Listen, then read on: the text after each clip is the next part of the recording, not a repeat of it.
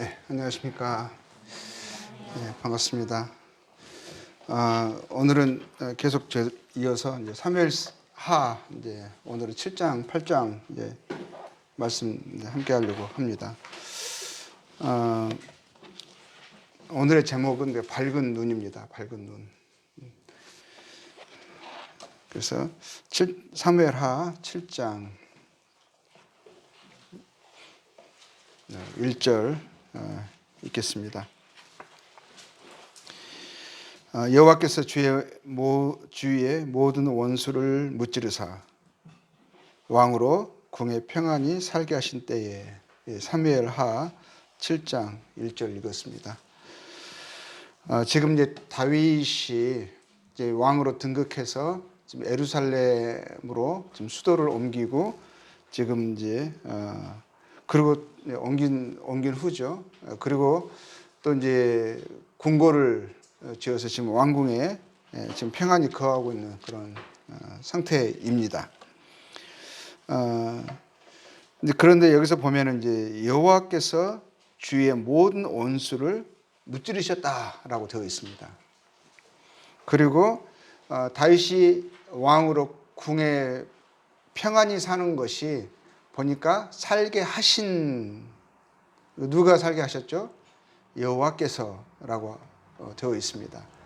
그러니까 다윗이 이제 모든 원수를 무찌른 것도 실상 그 주체가 누구시냐면, 누가 무찌르게 하셨냐면 여호와라고 말씀하시고 계시고, 지금 다윗이 모든 원수를 무찌르고 평안히 지금 궁에 사는 것도 여호와께서 살게 하셨다라고 되어 있습니다. 실상이 이거죠. 그런데 다윗도 동일한 인식을 하고 있었습니다. 이제 4장 9절에 보면 다윗이 이제 모든 환란을 지금 이제 지나서 지금 이제 왕으로 그가 이제 등극하고 나서 이제 그런 후죠. 이제 4장 9절에 보면 이렇게 되어 있어요. 다윗이 브에롯 사람 림몬의 아들 네갑과 그의 형제 바하나에게 대답하여 그들에게 이르되, 내 생명을 여러 환난 가운데서 건지신 여호와께서 살아계심을 두고 맹세하노니, 지금 유다 왕으로 지금 있는 상태고요. 그리고 이제 곧 있으면 이 일을 기점으로 해서 곧 있으면 이스라엘의 통일 왕국의 왕으로 이제 다윗이 등극을 하는데, 그 전에 다윗이 이제 무엇을 하고 고백을 하고 있습니까? 내 생명을 여러 환난 가운데서 건지신 분이 누구시라고 되어 있죠? 여호와. 환난 가운데서 건지셨다. 하나님이 건지셨다. 다윗의 인식이 그랬어요. 다윗이 여러 환난을 거쳤습니다. 까닭없이 사울 왕에게 미움을 받고 궁에서 쫓겨나고 굴에 살고 광야에 마치 쫓기는 노루처럼, 토끼처럼 황망히 여기저기 쫓겨다니고, 참 기가 막힌 이제 삶의 과정을 잠깐이 아니라 수년 동안 10년 넘는 그런 기간을, 10년 가까운 그런 기간을 그렇게 보냈습니다. 앞을 그가 예측할 수 없었죠. 이 기간이 어느 정도까지인지, 어느 때면 자기가 평안히 이 환난에서 건짐을 받고 살아갈 수 있을지 전혀 앞을 내다볼 수 없는 그런 상황이었습니다. 그 환난을 지나면서 까닭없이 그가 왕으로 하나님이 기름 부으셨다, 장차 이스라엘의 왕으로 세울 것이다 라는 그것 때문에 지금 오히려 사울에게 미움을 받고 사울이 그를 죽이려고 하는 거잖아요.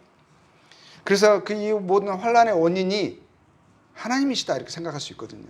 왜 하나님이 나를 이렇게 하시는 건가? 내가 왜 이 어려움을 당해야만 하는 것인가?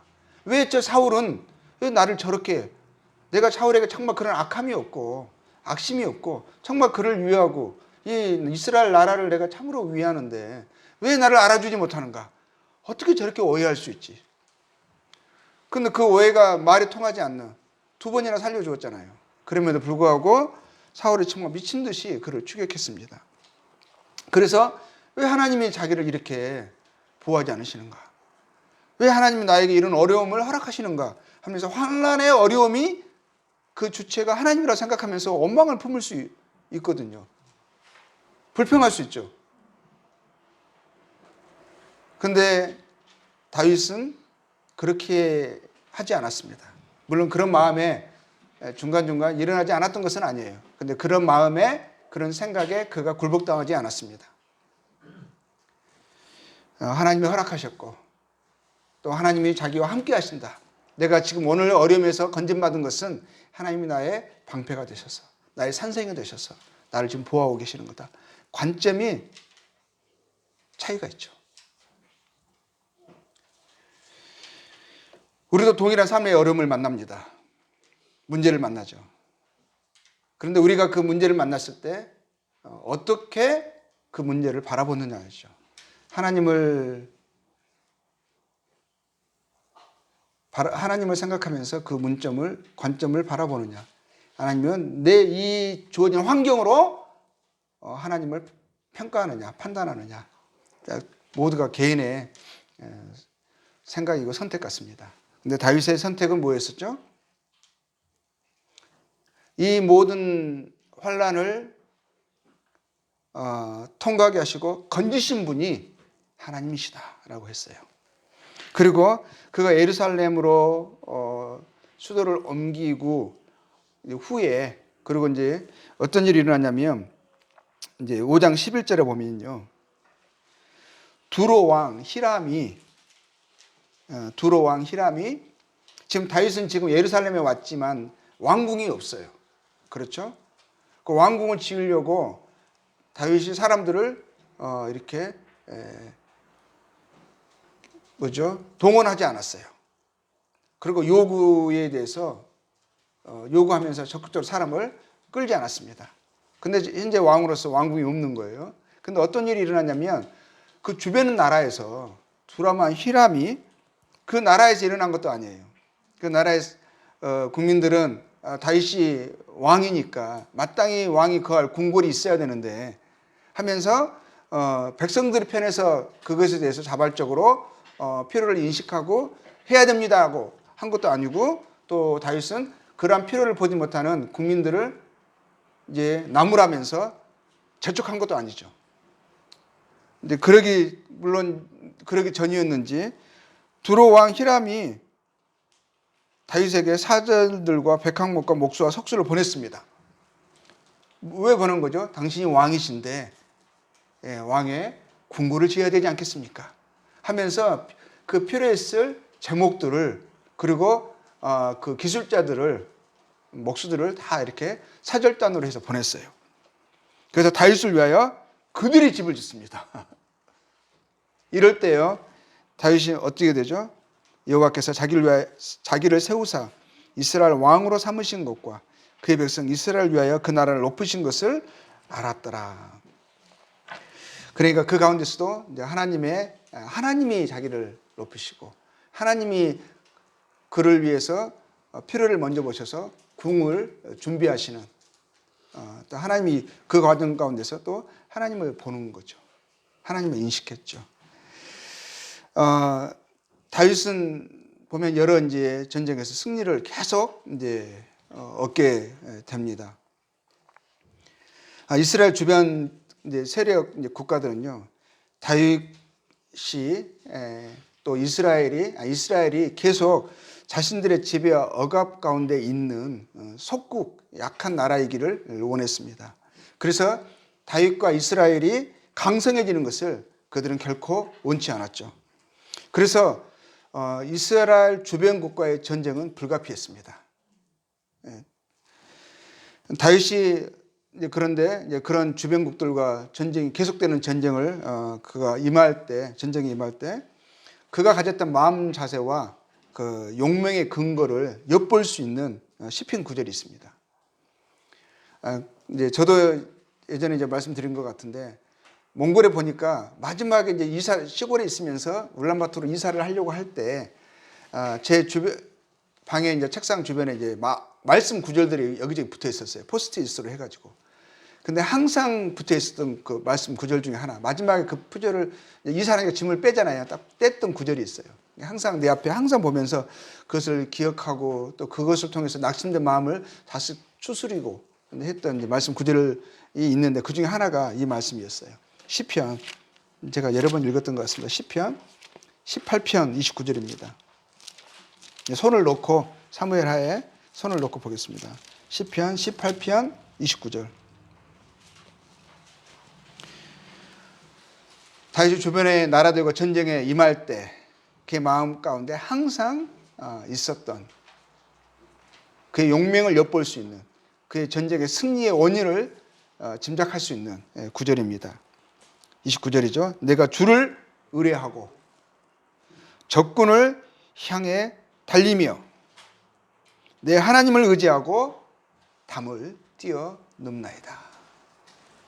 그게 항상 하나님이 있었습니다. 하나님을 의뢰했습니다. 전쟁에 나갈 때 하나님을 바라보고 그 용맹하게 칼을 뽑을 때 적진을 향하여서 선두에서 나아갈 때 그에게는 항상 하나님을 의지함이 있었습니다. 그가 그의 승리의 이유이기도 할 것입니다. 8장 사무엘하 8장 1절에 보면은요. 8장 먼저 보겠습니다. 이게 다윗의 인식을 이제 보게 되는 거죠. 그의 마음가짐, 마음 자세, 그의 믿음의 태도를 볼 수가 있습니다. 8장 1절에 보면은요. 그 후에 다윗이 블레셋 사람을 쳐서 황복을 받고 다윗이 친 거잖아요. 그리고 승리해서 그들의 항복을 받았습니다. 또 2절에 보면 다윗이 또 모압을 쳐서 그들로 땅에 엎드리게 하고 했죠. 다윗이 또 전쟁에서 승리해서 그들을 엎드리게 했습니다. 굴복시켰죠. 그리고 3절에 봅니다. 8장 3절 누업의 아들 소바 왕 하달에셀이 자기의 권세를 회복하려고 유브라데 강으로 갈 때에 다윗이 그를 쳐서 다윗이 그를 친 거죠. 그리고 5절 보겠습니다. 다메섹의 아람 사람들이 소바 왕 하달에셀을 도우러 온지라 연합하는 거죠. 다윗을 공격하고 이스라엘이 강성해지는 것을 차단하기 위해서 서로 연합해서 지금 이제 이스라엘을 공격해 오려고 하는 것입니다. 근데 다윗이 아람 사람 2만 2천 명을 죽이고 다윗의 승리죠. 6절에 다윗이 다메섹 아람의 수비대를 두매 아람 사람이 다윗의 종이 되어 조공을 바치니라. 다윗의 계속되는 승리를 우리가 볼 수 있습니다. 그런데 다윗의 그 승리를 무엇으로 인식하고 있는가?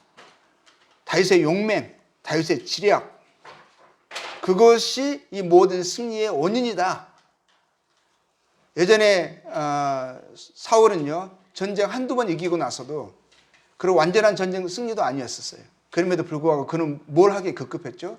자기의 기념비를 세웠습니다. 자기의 승리로, 자기의 용맹으로, 이스라엘의 통솔력으로 그래서 전쟁에 승리했다라고 했어요. 근데 다윗은 연이은 전쟁 승리에도 불구하고 항상 다윗이 쳐서 이기고 굴복시키고 엎드리게 하고 막 이랬잖아요. 그런데도 이제 그 뒤에 다윗의 중심을, 다윗의 인식을 알 수 있는 게 있습니다. 예, 계속 이어갑니다. 다윗이 어디로 가든지 여호와께서 이기게 하시니라. 그러나 항상 하나님을 인식하고 있었어요. 그의 승리는 하나님이 그와 함께하지 않으시면 있을 수 없다. 하나님이 자기를 도우셔야만, 하나님이 함께하셔야만 자기는 전쟁에 승리할 수 있다. 내가 오늘 승리한 것은 하나님이 나와 함께하셔서 그가 싸워서 이기신 것이다. 승리의 주체가 하나님이심을 인식하고 있었습니다. 그러나 하나님을 밝은 눈으로 항상 보고 있었어요. 그분과 교통하고 있었습니다. 6절에 이제 저희들이 봤죠. 그리고 이제 13절 또 보겠습니다. 다윗이 또 에돔에 수비대를 두되 온 에돔에 수비대를 두니 에돔 사람이 다 다윗의 종이 되니라. 계속 세력이 확장되어 나갑니다. 다윗을 공격하여서 그가 자기들이 어떻게 할 수 없는 수준에까지 강성해지기 전에 어떻게든지 다윗을 그 세력을 차단하려고 하는 그 주변국들의 집요한 공격과 또 그 주변 적들의 연합으로 다윗을 항상 이렇게 공격해오는 적들의 그런 둘러싸여 있는 거죠. 근데 다윗이 계속적인 승리를 지금 쟁취하고 있습니다. 그래서 뭐라고 되어 있죠? 다윗의 종이 되었죠. 그런데 여기서도 또 나옵니다. 다윗이 어디로 가든지 여호와께서 이기게 하셨더라.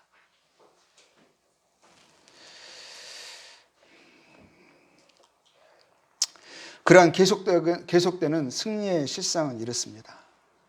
다윗은 그냥 입에 붙은 입바른 소리로 그냥 실제 그렇게 생각하지 않으면서 그냥 듣기 좋은 말로 입으로만 하는 거짓된 겸손으로 그냥 하는 말이 아니었습니다.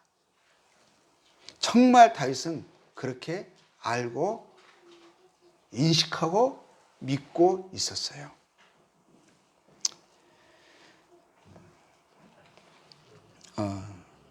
그런 이제 다윗도 그렇게 인식하고 있었잖아요. 근데 실상은 정말 실상도 그러했죠. 하나님의 증거가 있습니다. 다윗의 전쟁의 승리가 그 원인이 무엇인지 이제 그것에 대한 하나님의 증거가 있어요. 근데 하나님의 증거와 다윗의 인식이 동일합니다. 다윗은 바른 것을, 바른 사실, 바른 실상을 제대로 인식하고 알고 믿고 있었던 거예요. 근데 하나님의 증거가 다윗의 인식과 다르지 않습니다. 자, 하나님이 그렇게 정말 하신 거죠. 또 하나님도 그렇게 말씀하셨어요. 그러니까 하나님의 모든 것의 원인이고 실행의 주체이시다. 다윗을 부르신 분, 그를 이스라엘의 왕으로 세우신 분이 바로 하나님이시라는 것을 하나님이 증거하고 계십니다. 7장 8절에 보겠습니다. 그러므로 이제 내 종 다윗에게 이와 같이 말하라. 만군의 여호와께서 이와 같이 말씀하시기를 내가 너를 목장 곧 양을 따르는 데에서 데려다가 내 백성 이스라엘의 주권자로 삼고 누가요? 하나님이 지금 증거하시는 거잖아요. 내가 너를 데려다가 내가 너를 주권자로 삼았다. 하나님이 증거하고 계십니다. 다윗은 이 하나님의 증거, 이 실상을 바르게 알고 있었을 뿐이에요. 그가 특별한 없는 것을 구사한 게 아니에요. 있는 것을 그냥 바르게 인식했을 뿐이에요. 믿음은 다른 것이 아니라 바른 인식, 그러니까 바른 사실에 그러니까 바르게 인식하고 있는 거죠. 사실이 이렇다는 거예요. 사실이 아닌 것을 그대로 믿고 있으면 그건 속는 거죠. 그렇죠? 근데 바른 사실을 알고 그 토대 위에 인식하고 행동한다면 그건 받은 믿음을 갖고 있는 거고 또 그게 사실인 거니까 지극히 정상적인 거죠. 다윗이 하나님이 그렇게 말씀하시고요. 또 9절에 보면 네가 가는 모든 곳에서 내가 너와 함께 있어. 네 모든 원수를 네 앞에서 멸하였은즉. 다윗도 그렇게 알고 있었잖아요.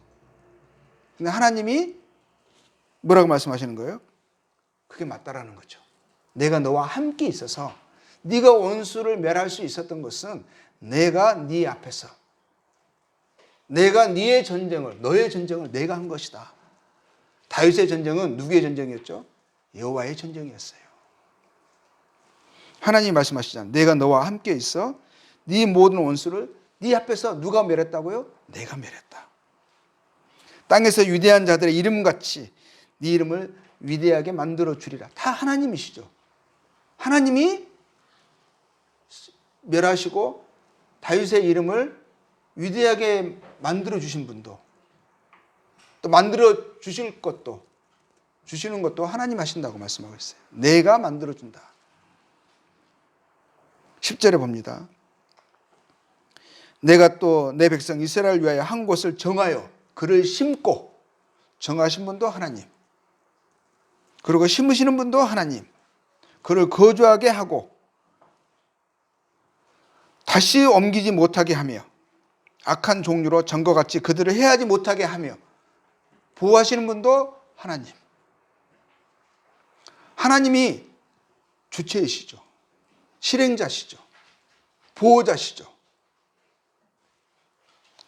전에 내가 사사에게 명령하여 내 백성 이스라엘을 다스리던 때와 같이 아니하게 하고 너는 모든 원수에게서 벗어나 편히 쉬게 하리라.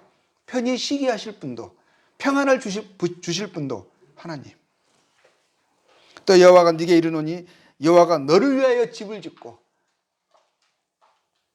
다윗은 하나님을 위한 성전을 계획하고 있었어요.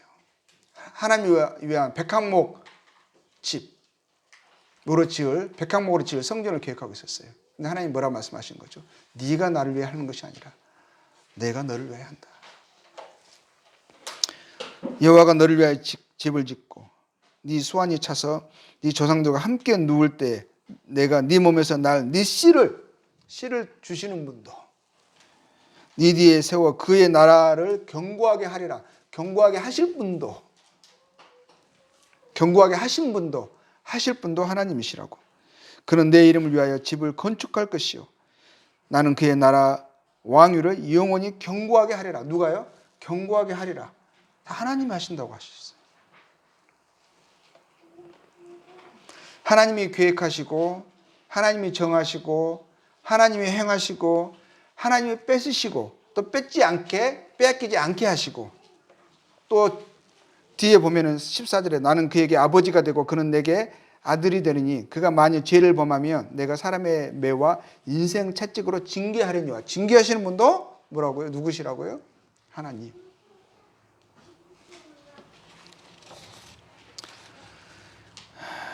내가 네 앞에서 물러가게 한 사울에게서 네 연정을 빼앗은 것처럼 그에서 빼앗지는 아니하리라. 다 결정을 하나님이 하시죠. 참으시고 유보하시고 기다리시고 인내하시고 또 징계하시고 징계를 더디하시고, 이러한 모든 결정이 하나님께 있음을 봅니다. 네 집과 네 나라가 내 앞에서 영원히 보존되고 네 왕위가 영원히 경고하리라 하셨다라. 다 하나님의 주체이신 것을 보게 되죠. 다윗의 승리의 비결, 다윗의 삶에, 다윗이 다른 사람과 달랐다면 그가 달랐던 그 원인은 무엇일까? 무엇이 그로 하여금 다르게 하였는가? 그는 지극히 정상적인 사람이었습니다. 상식적인 사람이었어요. 사실을 사실로 여기는 사람이었어요. 하나님이 그와 함께 하신다 하셨죠. 그를 보호하신다 하셨죠. 그를 위해 싸우신다 하셨죠. 그 사실을 받아들였을 뿐이에요. 그의 눈으로 보는 것으로만 의존하지 않았어요. 그것만 사실이라고 여기지 않았습니다. 눈에 보이지 않지만, 이 눈에는 보이지 않지만 그는 실상을 믿음의 눈으로, 마음의 눈으로 보고 있었어요. 다윗은 그게 좀 다른 부분이 있었다면 그가 승리의 원인은, 비결은, 그가 이제 첫 번째는 생각할 수 있는 것은 이제 그는 하나님을 인식하고 하나님을 바라보고 동행하는 자였습니다. 그는 항상 하나님의 임재를 인식하고 있었어요. 하나님이 계시다는 것을, 그 말씀을, 그렇게 말씀하시는 그 말씀을, 그것을 정말 사실로 여겼어요. 사실이거든요. 사실로 여겼어요. 그리고 그것을 항상 기억했어요. 시편 139편 보겠습니다. 우리가 이제 자주 보는 말씀인데요. 시편 다윗의 시입니다. 139편 5절에 보면 주께서 나의 앞뒤를 둘러싸시고 내게 안수하셨나이다. 앞뒤에 항상 주님을 인식하고 있었어요. 안수하셨나이다. 그 주님의 손이 자기 위에 머무름을, 자기와 함께 하심을 항상 기억하고 인식하고 있었어요. 7절에 보겠습니다. 내가 주의 영을 떠나 어디로 가며 주의 앞에서 어디로 피하리이까. 항상 주님이 자기와 함께 하신다는 것을 인식하고 있었죠. 주님을 피하여 떠날 수 없음을, 숨을 수 없음을, 항상 주님이 함께 하신다는 것을, 임재하신다는 것을 기억하고 있었어요.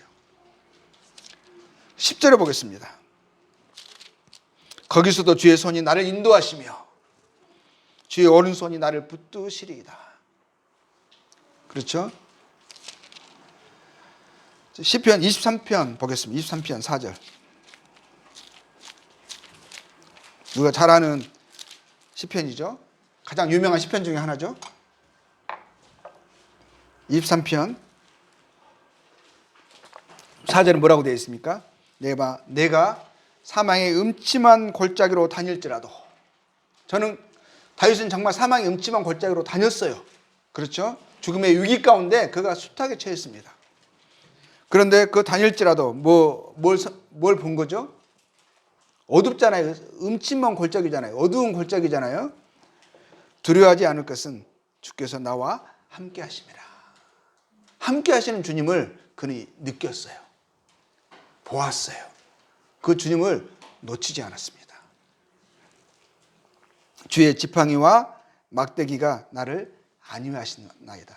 그를 위로했어요. 주님의 함께 하심이 그를 위로했습니다. 그 함께 하심을 생각했어요. 믿었어요. 주장했어요. 그러자 그 주의 함께 하심이 그의 마음을 위로하고 그 마음을 격려했습니다. 또 그는 하나님을 기다리는 자였었어요. 시편 62편 보겠습니다. 62편 1절. 그래서 그의 마음이, 그의 영혼이 하나님을 기다리는 데 있어서 조급하려고 해요. 불안해하고 있습니다. 그럴 때 그의 마음에게 주장하라고, 순종하라고, 기억하라고 명령하고 있는 것을 보게 돼요. 시편 62편 1절이죠. 그 불안한 가운데 있을 때 나의 영혼이 잠잠히 하나님만 바라며 나의 구원이 그에게서 나오는도다. 하나님을 기다리고 있죠. 그렇죠? 그리고 자기 영혼에게 말합니다. 나의 영혼이 잠잠히 하나님만 바란다. 그리고 말을 잘 듣지 않고 막 마음이 요동칠 때 있잖아요. 5절 보겠습니다. 그때는 명령하죠. 나의 영혼에게, 내 영혼아 잠잠히 하나님만 바라라. 그렇죠. 물은 나의 소망이 그로부터 나오는도다. 그는 하나님을 기다리는 자였고 하나님을 바라는 자였고 그의 마음을 하나님의 임재에, 하나님의 함께 하심에, 하나님의 약속에 그의 마음을 그죠?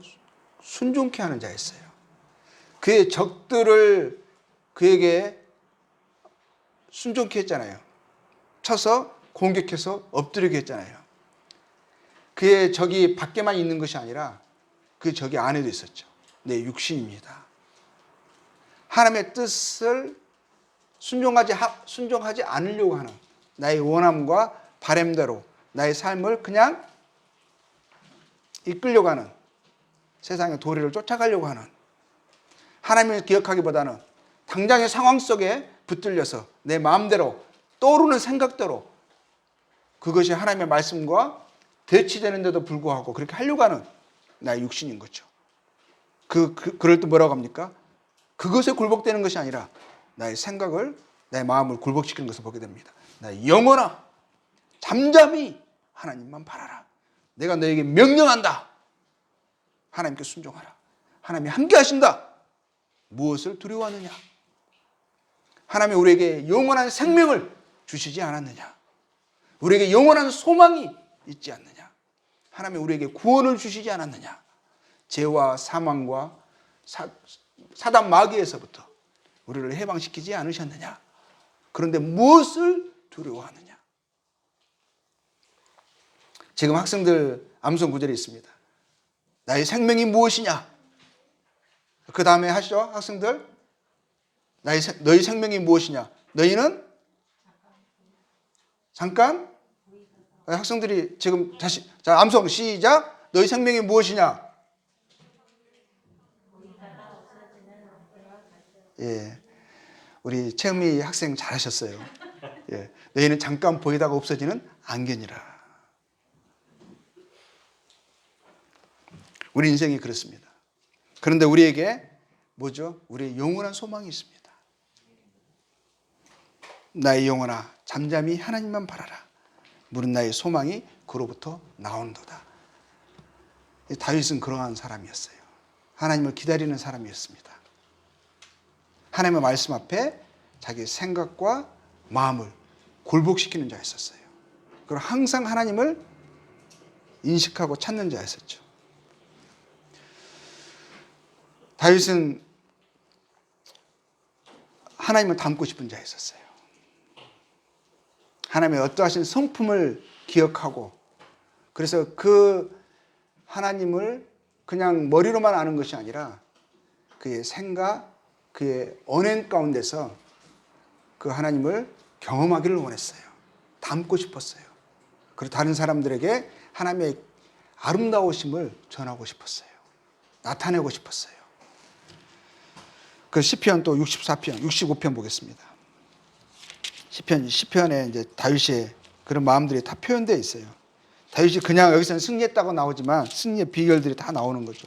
65편 4절. 65편 4절인가요? 예, 4절입니다. 주께서 택하시고 가까이 오게 하사 주의 뜰에 거하게 하신 주의 뜰에 살게 하신 사람은 복이 있나이다.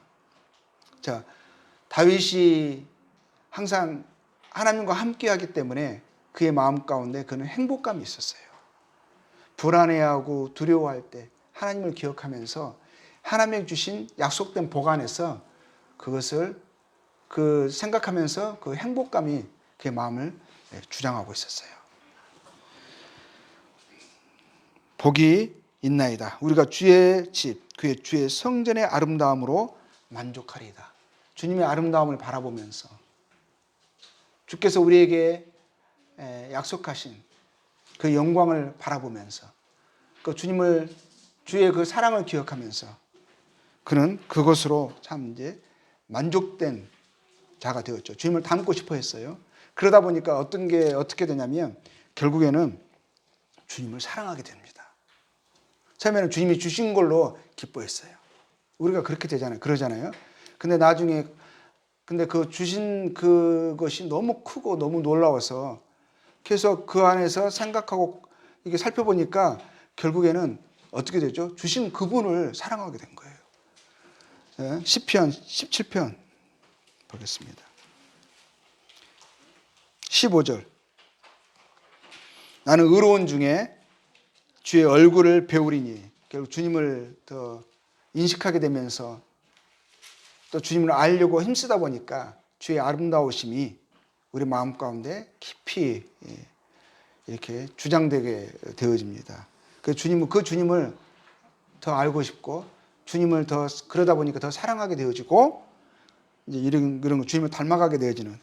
자, 주의 얼굴을 배우리니 깰 때에 주의 형상으로 만족하리이다. 우리는 우리가 따르는 것은요, 어떤 법칙이나 룰이 아니에요. 그렇죠? 어떤 삶의 어떤 방식이 아니에요. 우리는 그분을 따릅니다. 그분을 더 알게 되고, 그분과 가까이 하게 되어지고, 그분을 그러므로 더 사랑하게 되어지는 그분과 우리의 만남이고 관계인 거죠. 우리는 그분을 닮고 싶어 합니다. 그분을 사랑하게 되는 거예요. 인격적인 교류죠. 그래서 18장 1절에서 이어집니다. 이것도 다윗이 쓴 시죠. 나의 힘이신 여호와여, 내가 주를 사랑하나이다. 다윗이 주를 사랑하는 자였습니다. 그의 승리의 비결이기도 하고 다윗의 그 중심에 어떻게 그러한 믿음의 삶을 계속 살아갈 수 있었을까? 물론 다윗이 이제 우리 사무엘하 계속 이어가다 보면 다윗이 큰 실수와 연약이 나옵니다. 그것으로 인하여서 그 전 삶에 그를 괴롭혔던 그 환난과 고통이 따라옵니다. 근데 그 과정 속에서도요, 그의 인간적인 그 모습 속에서 연약을 봅니다. 그도 실수했어요. 근데 그 실수와 그 하나님의 그를 징계하시고 다루시는 인생 채찍, 사람의 매, 그것으로 정말 그가 극심한 어려움을 겪거든요. 근데 그 어려움 속에서도요, 그가 계속 붙들고 있습니다. 누구를요? 그가 사랑하시는 바로 그분을. 맞으면서도 살아가는 부모가 그러잖아요. 자녀를 그 나쁜 것에서부터 벗어나게 하려고 혼을 냅니다. 정말 부모가 자식을 너무 사랑하는 거죠. 자식도 부모가 자기를 너무너무 사랑하는 줄 압니다. 그래서 부모가 울면서 그 아이의 그것을 벗어나게 하려고 매를 듭니다. 근데 매를 맞으면서도 부모의 팔에 안겨드는 거죠. 맞고도 부모에게 오는 겁니다. 사랑하는 자녀가 아픕니다. 몹쓸 바이러스가 들어왔고 몹쓸 지금 병에 걸렸어요. 그러니까 사랑하니까 어떻게 돼요? 아이가 그렇게 싫어하는 쓴 약을 먹이고 수술대에 눕게 하는 거예요. 눈물을 흘리면서도.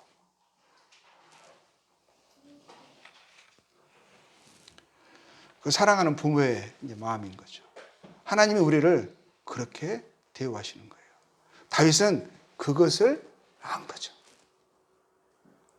그것을 인식하며 살았던 거죠. 다윗은 그 사실을 바르게 인식하고 그 토대 위에 살았습니다. 그의 삶은 하나님과 함께하는, 동행하는 삶이었습니다. 하나님과 그 진리, 그 실상에서 하나님과 함께하는, 동행하는 삶을 살았습니다. 자, 우리도요, 빛 대신 주 예수님을 받아들이고 그 빛 안에 우리는 거한다고 하는 자들 아닙니까? 주님이 요한복음 1장 9절에서 보면 참 빛, 그 세상에 와서 각 사람에게 비추는 빛이 있었느니라 하셨습니다. 요한복음 12장 35절에서도요, 예수께서 이르시되 아직 잠시 동안 빛이 너희 중에 있으니 빛이 있을 동안에 다녀 어둠에 붙잡히지 않게 하라. 어둠에 다니는 자는 그 가는 곳을 알지 못하느니라. 우리는 빛에 거하는 빛의 자녀라고 하거든요. 너희가 전에는 어둠이더니 이제는 주 안에서 빛이라 하셨거든요.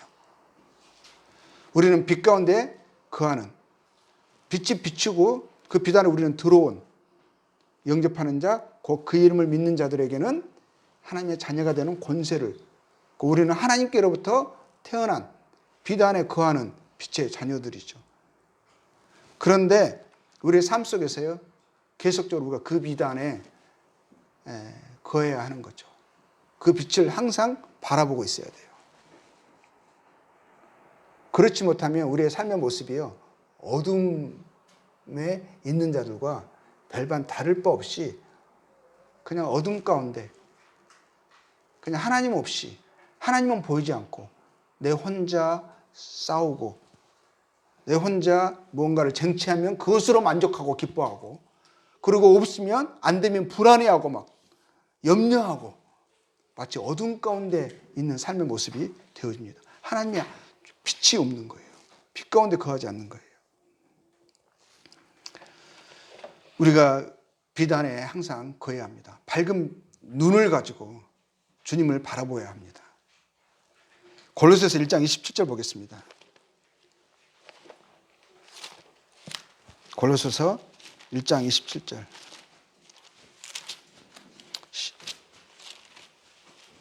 1장 27절 325페이지에 있습니다. 신약성경 325페이지. 골로새서 1장 27절입니다. 하나님이 그들로 하여금 이 비밀의 영광이 이방인 가운데 얼마나 풍성한지를 알게 하려 하심이라. 이 비밀은 너희 안에 계신 그리스도시니 그 영광의 소망이니라. 골로새서 1장 27절 읽었습니다. 뭐라고요? 너희 안에 계신 그리스도니. 우리가 이 그리스도를 인식하며 살아가고 있습니까? 우리는 주님의 빛 안에서 주님을 바라보면서 그분과 동행하는 삶을 살아가고 있습니까? 성도들 안에, 저희들 안에 그리스도의 영, 성령이 거하십니다. 내 안에 있는 그리스도, 예수, 우리 주를 우리는 보아야 합니다. 인식하며 살아야 합니다. 우리가 그 빛 안에 우리가 항상 거해야 하는 것입니다. 주님이 나와 함께 하신다는 것, 내 안에 거하신다는 것. 빛 안에서 그 주님과 함께, 주님 안에서가 아닌 주님 없이 내 생각, 내 관점, 나 홀로 어둠 가운데 살아가는 성도들이 적지 않습니다. 그러니까 빛 안에 있으면서 눈을 감고 어둠 가운데 살아가는 그런 모양새입니다. 우리가 주님을 인식해야 합니다. 무슨 소리 안 들리세요? 노크 소리 안 들리세요? 누가 문을 두드리고 계시지 않나요? 계시록 보겠습니다. 요한계시록 성경의 제일 끝에 있습니다. 3장 20절.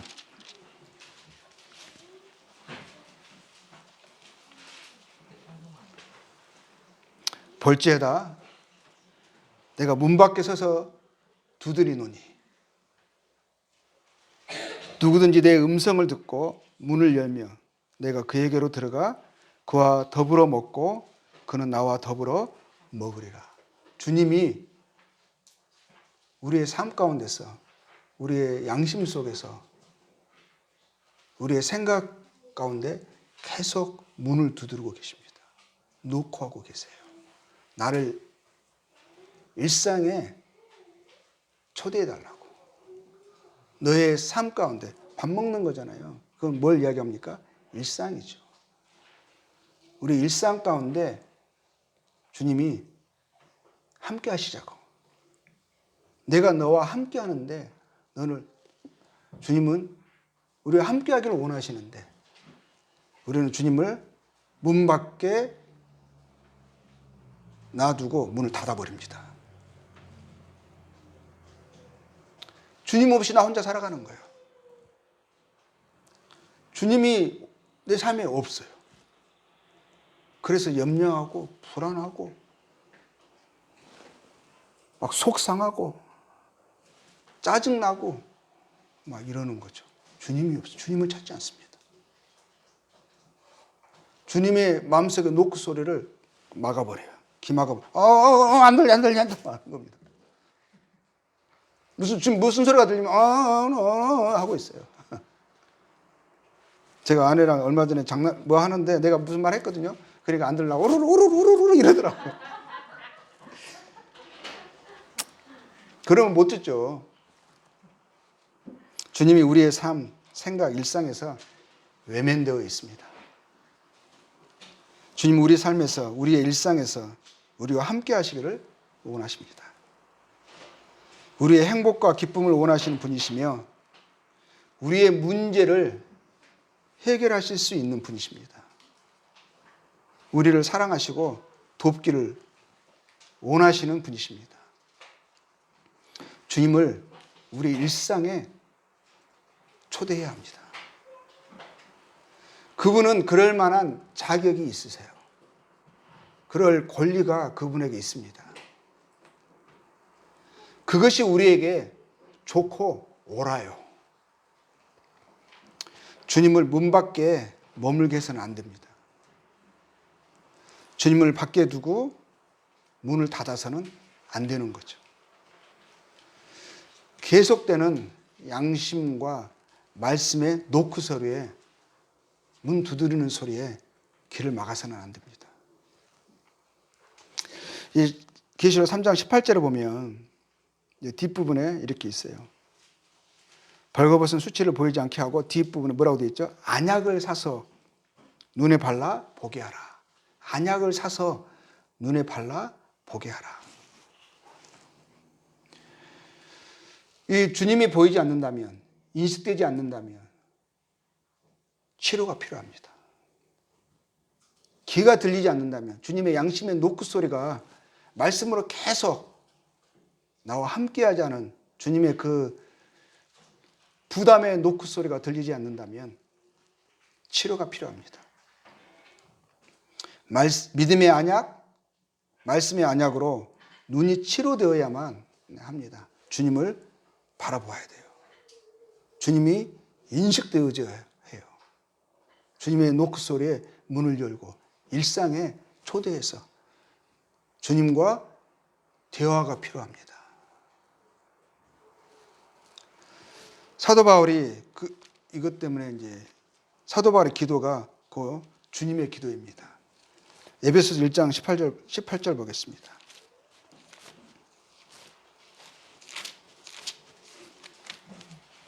에베소서 1장 18절.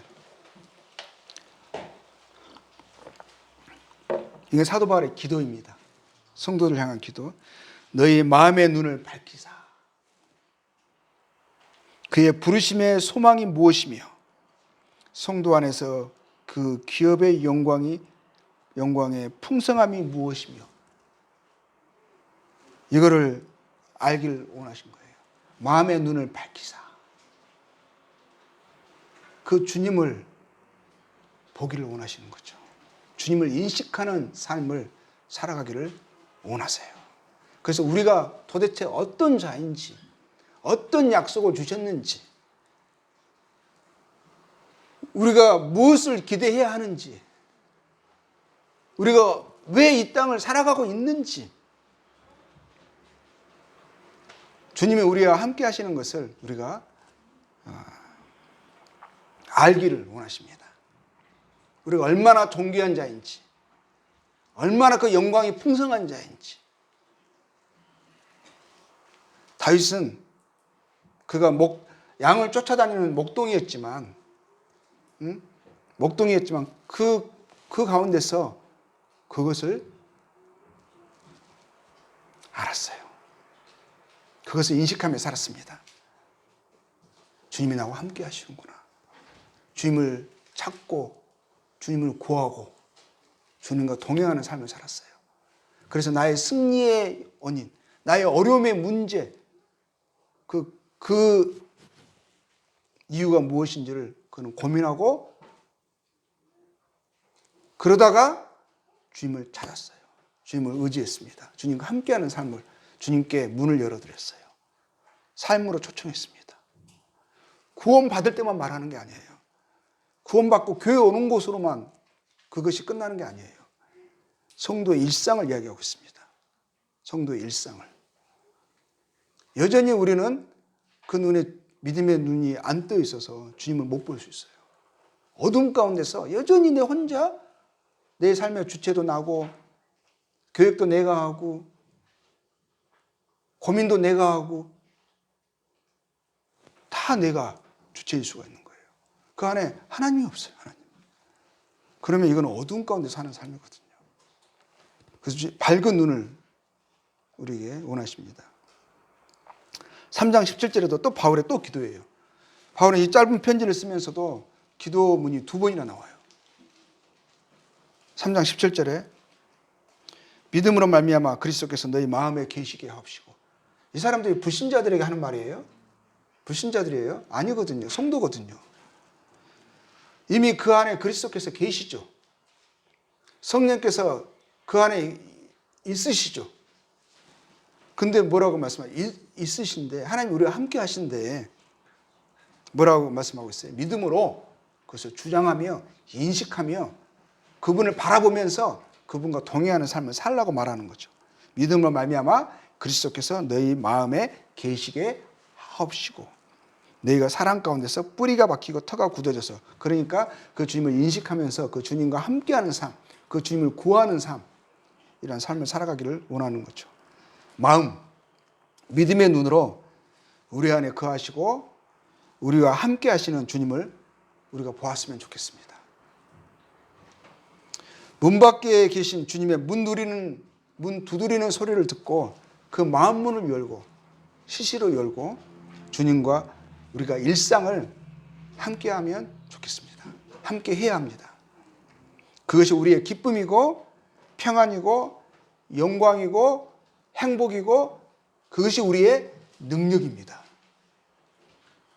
그렇게 말씀하시는 우리 주님의 말씀을 믿어야겠습니다. 다윗에게 주님이 그렇게 말씀하셨고 참 감사한 것은 다윗이 믿음의 사람이었던 것은 다윗이 그렇게 말씀하시는 하나님의 그 말씀을 믿고 그가 주님과 동행하는 삶을 살았습니다. 우리도 그러한 당연히 또 지극히 정상적인 상식적인 믿음의 삶을 주님을 인식하는 또 주님과 함께하는 삶을 살아가기를 참 소원하게 됩니다. 예, 감사합니다.